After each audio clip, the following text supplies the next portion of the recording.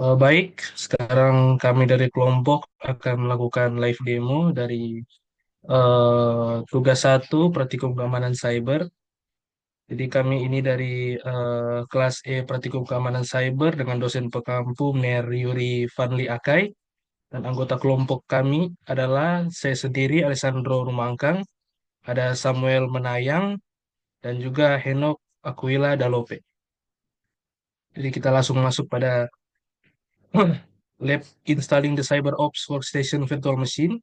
Jadi di sini kita memerlukan komputer atau laptop dengan minimum RAM 2 GB dan free disk space 8 GB.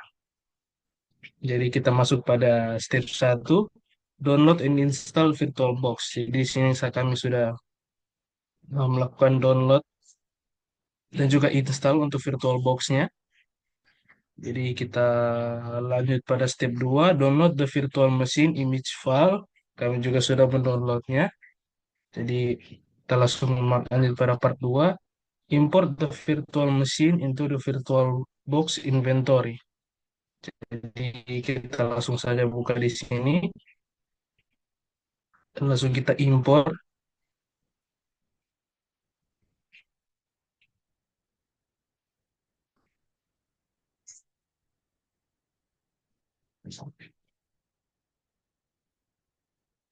Untuk ini dia file CyberOps Workstation.ova. Kita open. Ya, let's coba ini Lalu share kita screen ketik yang next. les. Jadi di sini kita Oh, ikut sudah. arahan dari modulnya. Lalu suggest in the OVA archive, check file reinitialize. Ya, coba. Pergi di sini. Lalu kita include all network adapter MAC address. Lalu kita kena ketik finish.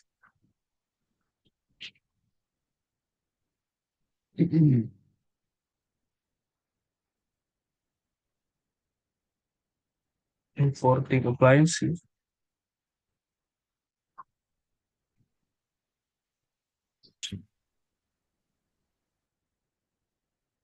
Jadi kita tunggu importingnya selesai.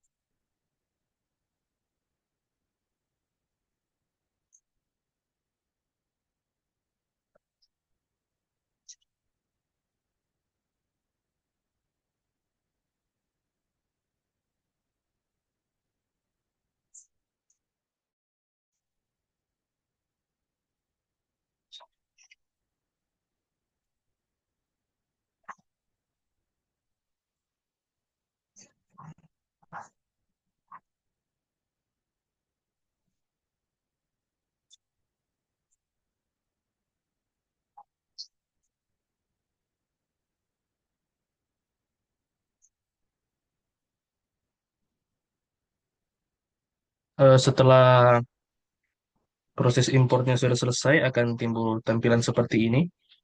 Lalu kita lihat lagi di modul. Jadi a new window will appear presenting the setting suggestion in the OOI sudah. Lanjut pada step 2, start the virtual machine and login. Dan di sini ada pemberitahuan jika timbul error seperti ini, kita diminta untuk change network settings dan akan change network settings, select NAT. Jadi kita langsung start di sini.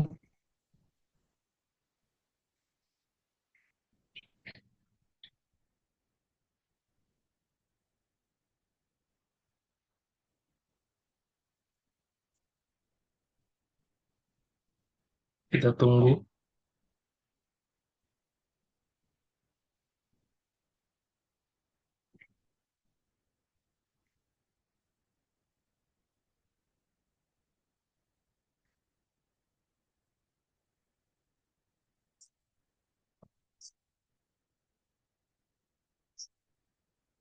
Ya, di sini kita timbul error seperti yang ada di modul. Jadi kita change network settings.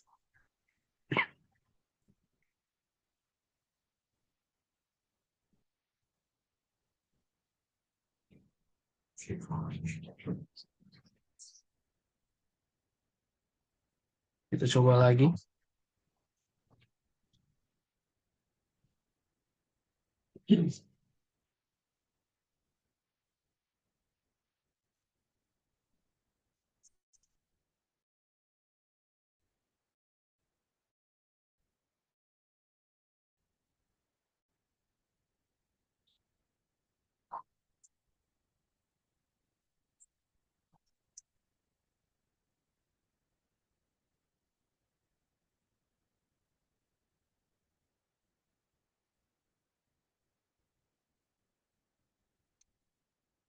Coba kita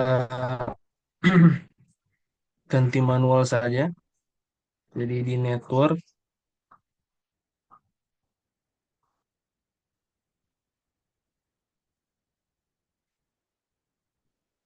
lalu kita ganti attach to ke NAT.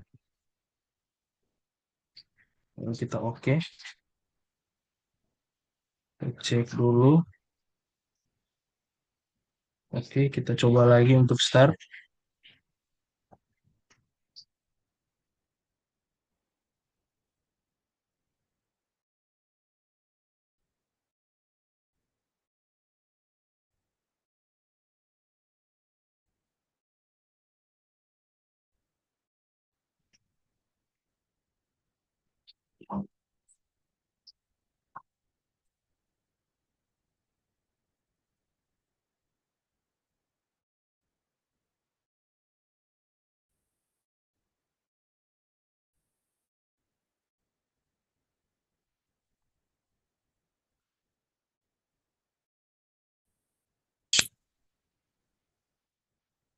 Jadi kita lanjut di sini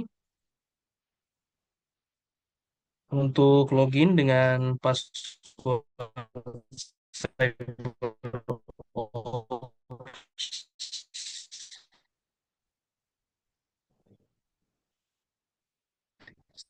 ini.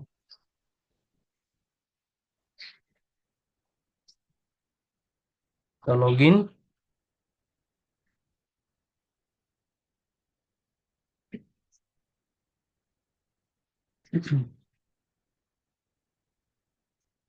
Jadi tampilannya seperti ini. Kita lihat lagi untuk di modul. Lalu kita masuk pada step 3, yaitu familiarize yourself with the virtual machine. Jadi di launcher bar icons are from the left to the right. Jadi kita pertama show the desktop. Ini untuk desktopnya. Baru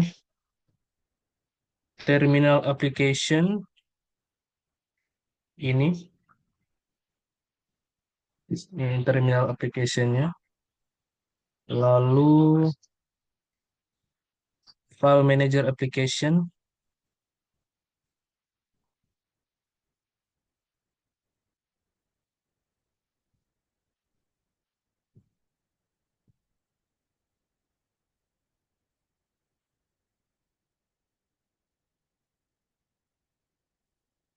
Ini file manager. Baru berikut web browser application Firefox.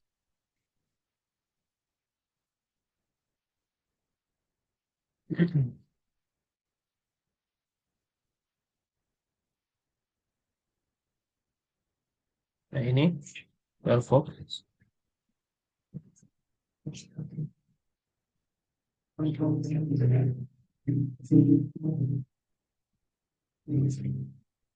Baru file search tool ini. Baru ada current user home directory. Kita buka file manager. Ini home analyst untuk directory kita.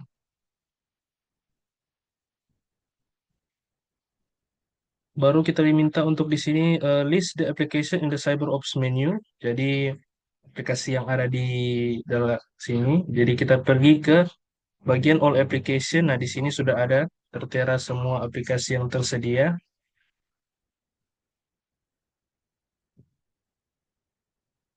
Kami juga sudah mengetiknya sini. Lalu berikut open the terminal emulator application, lalu type IP address atau prompt untuk kita melihat IP address kita sendiri. Jadi kita pergi ke terminal emulator, lalu kita ketik di sini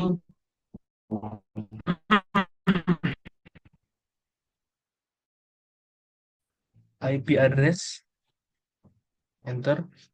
Nah, untuk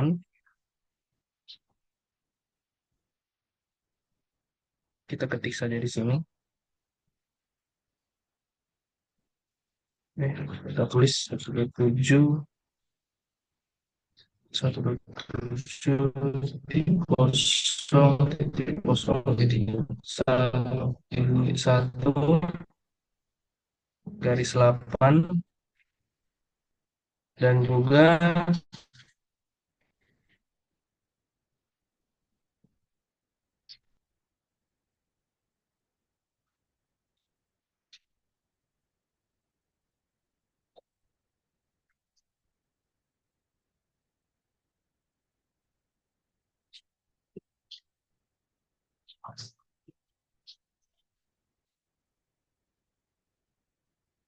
papan dan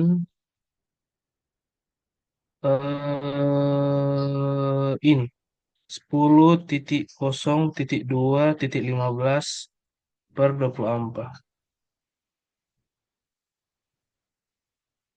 Jadi 10.0.0 eh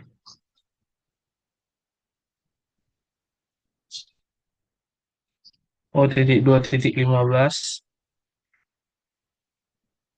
titik 2.15 garis 24.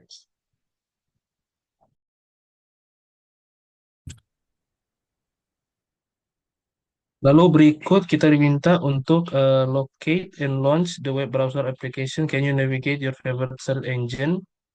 Jadi di sini kita coba untuk navigasi ke Google ya. Kita ketik di sini www.google.com.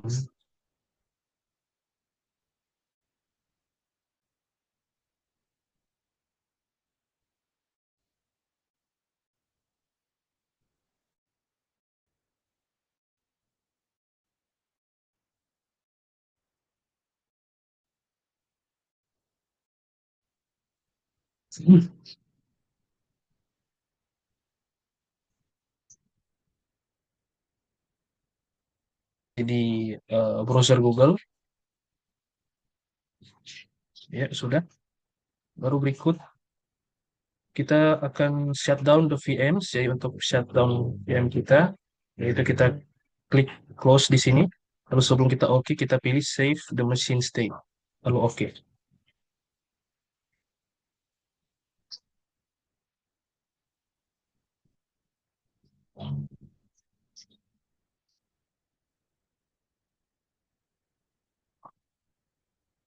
Oke, sekarang kita ke reflection. Jadi, what are the advantages of using a virtual machine? Jadi, apa keuntungan dan kekurangan dari menggunakan virtual machine.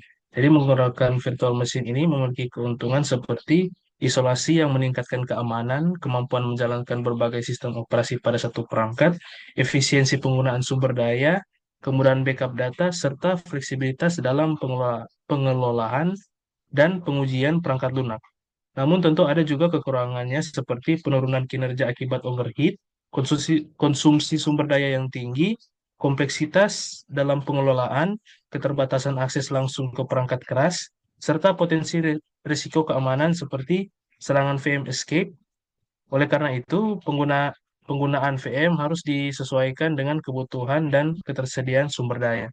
Jadi kita lanjut pada cyber security case studies oleh teman Henok Dalope. Ya, kita lanjut untuk studi kasus dari modul ini, yaitu yang pertama, di mana di sini kita diperhadapkan oleh serangan cyber terhadap keamanan terhadap kartu kredit atau ekonomi global terhadap ekonomi, di mana di sini untuk pertanyaan yang pertama dari task 2, di mana who were the victim of the attack atau siapa pelaku penyerangan. Di sini untuk korban utama dari serangan ini adalah para pelanggan atau korban yang menjadi target pada saat melakukan transaksi menggunakan kartu kredit atau debit mereka selama periode peretasan tersebut. Dan juga selain itu, target ini sebagai perusahaan juga mengalami kerugian finansial dan reputasi akibat insiden ini. Pertanyaan kedua yaitu what technology and tools were used in the attack, di mana di sini teknologi Stuxnet ini menginstal rootkit yang merupakan kasus pertama yang terdokumentasi pada platform ini, mana rootkit ini menye- menyembunyikan keberadaan malware dan memanipulasi data sensor untuk menipu sistem pemantauan agar tidak mendeteksi perubahan yang tidak diinginkan. Pertanyaan yang ketiga, when did the attack happen within the network? Nah, serangan ini terjadi pada tahun 2013 di perusahaan di Amerika Serikat. Dan juga untuk pertanyaan ini keempat, what system were target? Di mana serangan terhadap sistem ini target yang dituju yaitu sebagai berikut, itu point of sale atau POS, dan juga sistem jaringan internet target. Yang ketiga, database penyimpanan informasi pembayaran. Yang keempat, gateway keamanan dan firewall. Pertanyaan yang kelima, what was the motivation of the attackers in the case? And what did they hope to achieve? Di mana motivasi penyerang ini dari di mana mereka mendapatkan keuntungan finansial, yaitu penyerang mencuri sekitar 40 juta data kartu kredit atau debit pelanggan untuk dijual atau digunakan dalam transaksi ilegal, dan juga memanfaatkan kelemahan sistem keamanan di mana penyerang masuk melalui vendor HVAC dari pihak ketiga dan menyebarkan malware ke sistem POIs atau data target. Dan juga untuk tujuan penyerang ini kerugian finansial besar bagi target yang harus membayar denda dan kompensasi peningkatan kewaspadaan terhadap keamanan cyber di industri retail. Yang keenam, what was the outcome of the attack atau stolen ransom atau system damage dan lainnya. Gimana hasil dari serangan ini? Yang pertama 40 juta data kartu kredit dan debit pelanggan bocor, dan juga kedua 70 juta informasi pribadi pelanggan termasuk nama, alamat, nomor telepon, dan email juga dicuri. Dan yang ketiga, serangan ini menyebabkan kerugian lebih dari 250 juta US dollar termasuk biaya penyelidikan dan kompensasi. Yang keempat, target kehilangan kepercayaan terhadap pelanggan dan harus meningkatkan sistem keamanannya. Ya, lanjut. Yang kedua, ini yaitu studi kasus.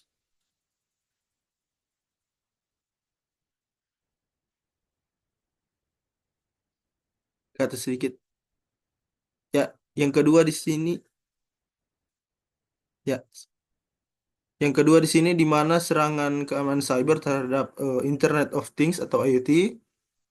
Untuk perangkat-perangkat terhadap IoT ini di mana yang terjadi di kehidupan kita sehari-hari maupun dari eh, untuk pertanyaan yang pertama di mana what is the vulnerability, yaitu di mana kerentanan dalam konteks keamanan cyber ini adalah kelemahan dalam sistem, perangkat atau jaringan yang dapat dieksploitasi oleh penyerang untuk mendapatkan akses tidak sah atau mencuri data atau menyebabkan gangguan dalam internet layanan. Dalam Internet of Things, kerentanan ini seringkali muncul karena kurangnya inskripsi, pembaruan perangkat lunak yang tidak memadai, dan sistem keamanan yang lemah.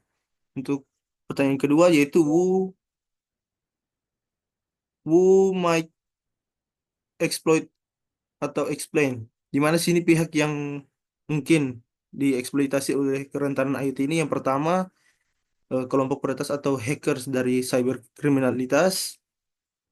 Sini motivasi mereka yaitu mencuri data, mendapatkan keuntungan finansial atau merusak sistem. Bagaimana cara mereka mengeksploitasi kerentanan IT? Dari IT ini yaitu yang pertama dari serangan ransomware. Peretas ini dapat mengengskripsi data pada perangkat IoT dan juga meminta uang tebusan untuk memulihkan. Contoh serangan WannaCry dari tahun 2017 yang menyerang rumah sakit dan mengunci data pasien. Yang kedua itu botnet dan serangan DDoS. DDoS. Ya, DDoS yaitu peretas dapat menginfeksi perangkat IoT yang tidak aman dan menggunakannya sebagai botnet untuk menyerang server atau layanan online. Yang ketiga yaitu pencurian data pribadi. Peretas dapat mengakses informasi pribadi dari perangkat IoT seperti riwayat kesehatan dan smartwatch. Yang kedua yaitu penjahat keuangan atau fraudsters dan scammers, di mana motivasi mereka ini mencuri informasi keuangan atau penipuan berbasis IoT. Bagaimana cara mereka mengeksploitasi kerentanan IoT ini, di mana yang pertama mencuri informasi kartu kredit, dan juga yang kedua meretas perangkat IoT untuk transaksi palsu, di mana penjahat ini mengendalikan mesin kasir, mesin kasir atau sistem pembayaran online. Yang ketiga, mencuri akses ke akun bank lewat smart device. Ya, yang ketiga, teroris dan aktivis cyber atau hacktivis and cyber teroris. Di mana motivasi mereka menyebarkan propaganda dan juga menimbulkan kekacauan atau menyerang infrastruktur kritis. Bagaimana cara mereka mengeksploitasi kerentanan ini? Di mana yang pertama mereka mengacaukan kekacauan lalu lintas atau transportasi umum dengan meretas sistem IT lampu lalu lintas. Yang kedua, mereka menghancurkan jaringan listrik atau air. Atau teroris bisa untuk keamanan cyber ini bisa menyerang sistem energi berbasis IT dengan menyebabkan pemadaman listrik dan dari suatu wilayah. Yang ketiga, menyebarkan propaganda lewat perangkat IoT di mana aktivis cyber atau kelompok teroris dapat meretas layar digital di tempat umum atau Mel boleh pause dulu, nggak lama. Ya, untuk pertanyaan yang ketiga, why does the vulnerability exist? Di mana kerentanan dalam Internet of Things ini terjadi karena berbagai faktor yang berkaitan dengan desain perangkat, pengolahan keamanan, dan perilaku pengguna. Di mana sini ada beberapa contoh, yaitu yang pertama, kurangnya keamanan dalam desain produk IT, dan juga yang kedua, sistem operasi dan firmware yang tidak pernah diperbarui. Yang ketiga, untuk kurangnya standar keamanan dalam industri IoT. Yang keempat, perangkat IoT terlalu terhubung dan mudah diakses. Yang kelima, pengguna tidak sadar akan risiko keamanan. Pertanyaan yang keempat yaitu what could be done to limit the vulnerability, di mana untuk mengurangi risiko keamanan pada perangkat Internet of Things ini dapat dilakukan oleh beberapa langkah berikut, di mana baik produsen, organisasi maupun pengguna individu. Yang ya, untuk contoh yang pertama, meningkatkan keamanan dalam desain IoT. Yang kedua, meningkatkan keamanan infrastruktur IoT. Yang ketiga, meningkatkan kesadaran dan perlindungan. Yang keempat, memperkuat enkripsi. Yang kelima, membatasi akses jaringan. Untuk selanjutnya dilanjutkan oleh teman saya. Oke, lalu kita masuk ke lab yang keempat, visualizing the black hats. Jadi di sini objektifnya adalah untuk research dan menganalisis insiden cyber security. Di sini kita diminta untuk mencari 3 skenario atau studi kasus yang pernah terjadi. Langsung saja kita masuk ke eh, skenario yang pertama. Tapi skenarionya di sini saya sudah ada catatan. Skenario yang pertama menceritakan seorang mantan karyawan Target yang dipecat karena kehilangan pekerjaannya dan merasa memiliki dendam terhadap perusahaan, bekerja sama dengan kelompok komputer berkeahlian tinggi yang fokus pada perusakan data rahasia, dengan motivasi untuk mengumpulkan informasi sensitif dari berbagai pengguna di industri yang melancarkan serangan dengan menggunakan teknik phishing yang menipu karyawan, manajer, dan pemegang saham dengan memanfaatkan kelemahan keamanan pada sistem email yang ada. Dan pertanyaannya di sini adalah who is the attacker atau siapa penyerangnya? Dan penyerangnya jawabannya adalah seorang mantan karyawan Target yang dipecat dan memiliki niat balas dendam terhadap perusahaannya. Lalu, what organization atau group is the attacker associated with? Ia merupakan anggota kelompok ahli komputer yang menggunakan keahliannya untuk merusak data rahasia. Lalu yang ketiga, what is the motive of the attacker? Motifnya seperti apa? Tujuannya atau motifnya adalah untuk memperoleh data rahasia pengguna di berbagai industri. Lalu, what method of attack was used? Teknik atau metode yang digunakan adalah phishing, yaitu dengan menipu target agar memberikan akses. Lalu, what was the target and vulnerability used against the business? Sasaran serangan mencakup karyawan, manajer, dan pemegang saham dengan kelemahan pada sistem keamanan email yang tidak memadai. Lalu yang terakhir, how could this attack be prevented or mitigated? Pencegahan dapat dilakukan dengan menerapkan autentikasi multifaktor pada sistem email guna mengurangi resiko peretasan. Lalu kita masuk ke skenario yang kedua. Seorang mantan mahasiswa yang bergabung dengan kelompok yang ahli di bidang jaringan dan mencuri keuntungan melalui serangan cyber. Tujuannya adalah untuk membantu mahasiswa mengerjakan tugas dengan cara meretas jaringan pribadi dosen menggunakan teknik sniffing. Dia memanfaatkan kelemahan keamanan, yakni jadi adanya loop yang terbuka di jaringan dosen untuk mencuri jawaban tugas.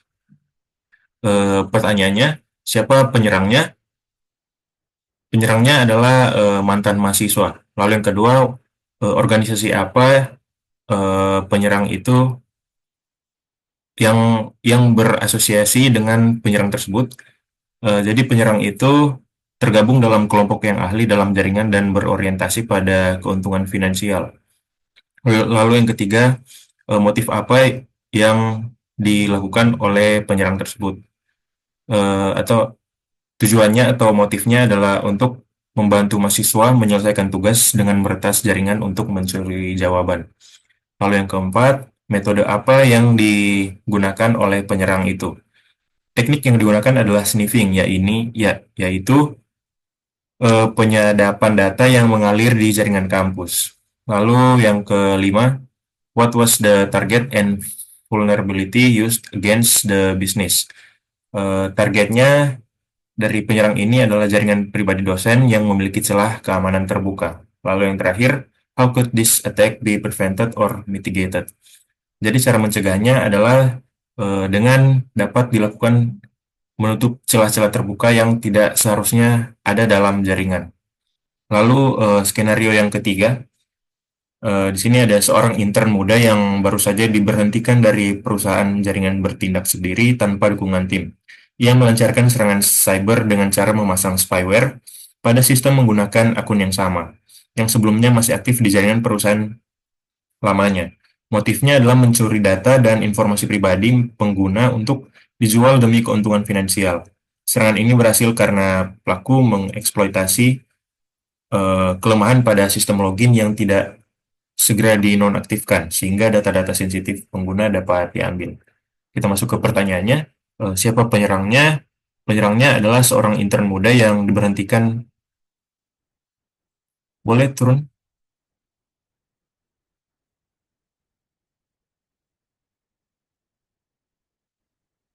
Share screen.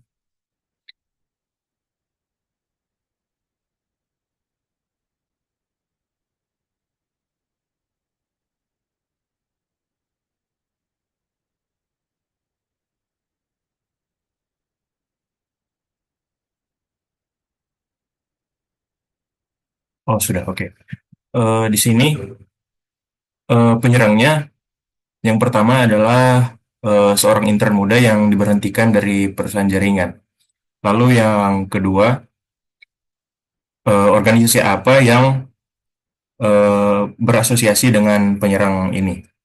Jadi penyerang ini bekerja secara independen tanpa adanya asosiasi dengan grup atau organisasi. What is the motive atau motivasi apa yang uh, memacu penyerangan ini? Jadi motivasinya adalah mencuri data dan informasi dari jaringan untuk dijual demi keuntungan penyerang tersebut atau hacker tersebut. Lalu yang keempat, metode apa yang digunakan? Metode yang digunakan melibatkan pemasangan spyware melalui akun yang masih aktif di jaringan. Lalu, what was the target and vulnerability used against the business? Jadi targetnya adalah data pribadi pengguna dengan memanfaatkan kredensial login lama dari perusahaan sebelum. Lalu pertanyaan yang terakhir, how could this attack be prevented or mitigated? Jadi pencegahannya adalah berupa penonaktifan akun-akun yang tidak lagi terkait dengan perusahaan sehingga mengurangi akses ke jaringan. Lalu kita masuk ke lab yang terakhir yaitu becoming a defender. Objektifnya di sini adalah research and analyze what it takes to become a network defender. Di sini ada background atau skenario-nya. Lalu dibutuhkan PC atau perangkat mobile dengan akses internet. Kita langsung ke step yang pertama, conduct search of certifications. Yang A, using your favorite search engine, conduct a search for the most popular certifications are in terms of what people hold, not necessarily what employees demand. Di sini ada 3. Yang pertama ada Certified Information Security Manager, yang dimana sertifikasi ini diperuntukkan bagi profesional IT yang bertanggung jawab dalam mengembangkan praktik keamanan terbaik di tingkat perusahaan. Namun sertifikasi ini tidak terlalu banyak diminati. Yang kedua ada Certified Information System Security Professional, yang mana banyak organisasi IT menjadikan sertifikasi ini sebagai persyaratan utama dalam bidang keamanan jaringan. Dan yang terakhir atau yang ketiga, Certified Ethical Hacker, yaitu sertifikasi ini cukup populer dan banyak dimiliki oleh tenaga kerja di sektor keamanan cyber. Kita masuk ke bagian B, pick 3 certifications from the list above and provide more detail below about the certification requirement or knowledge gain, vendor specific or natural, number of exams to gain certifications, exam requirements, topics covered, dan lain-lain. Yang pertama ada Certified Information Security Manager. Untuk mendapatkan sertifikasi ini, kandidat harus lulus ujian CISM dalam 5 tahun terakhir, serta memiliki pengalaman kerja penuh waktu yang relevan di bidang CISM Job Practice Areas. Hanya diperlukan 1 ujian untuk memperoleh sertifikasi ini. Lalu yang kedua, Certified Ethical Hacker, yang dimana peserta akan menghadapi berbagai skenario, diperkenalkan dengan teknik peretasan, serta belajar secara memadai, meretas, dan melindungi sistem pribadi. Syaratnya adalah memiliki pengalaman di bidang keamanan minimal 2 tahun, dengan biaya ujian sebesar $2.000. Kemudian yang ketiga, Certified Information System Security Professional. yang dimana kandidat harus memiliki gelar sarjana 4 tahun serta pengalaman kerja minimal 5 tahun di industri IT. Kita masuk ke step 2, investigate positions available within cyber security. Kita masuk ke pertanyaan A. How many new job listings were posted within the last 2 weeks? Jadi ada sebanyak 229 lowongan pekerjaan baru yang telah diposting dalam 2 minggu terakhir. Lalu, what is the salary range for the top 10 listings? Kisaran gaji untuk 10 posisi teratas diperkirakan antara $80.000 hingga $90.000. Lalu C, what are the most common qualifications required by employers? Di sini ada 4, yaitu pemahaman mendalam tentang keamanan cyber, keahlian yang kuat dalam jaringan komputer, pengalaman dalam berbagai sistem IT, lalu kemampuan komunikasi yang baik di lingkungan kerja. Lalu pertanyaan D, what industry certifications are required by these employers? Beberapa industri tidak mewajibkan sertifikasi, melainkan lebih mengutamakan pengalaman kerja. Lalu yang kelima atau E, do any certifications match the ones listed in step 1A? Tidak ada sertifikasi yang sesuai dengan daftar yang disebutkan di langkah 1A. Kita masuk ke pertanyaan 6 atau F, investigate online resource that allow you to legally test your hacking skills. These tools allow novice with limited cybersecurity experience to sharpen their penetration testing skills, such as Google Gruyere, web applications, exploits, and defenses. Jadi di sini ada beberapa. Yang pertama itu Google Gruyere, seperti yang disebutkan pada soal, yaitu atau web applications, exploits, and defense. Lalu yang kedua ada Vignum, yang ketiga ada Hackdisk, yang keempat ada Try to Hack, yang kelima ada RootMe, yang keenam ada Over the Wire, lalu yang terakhir ada Hack Decide. Sekian dari live demo kelompok kami, dan terima kasih.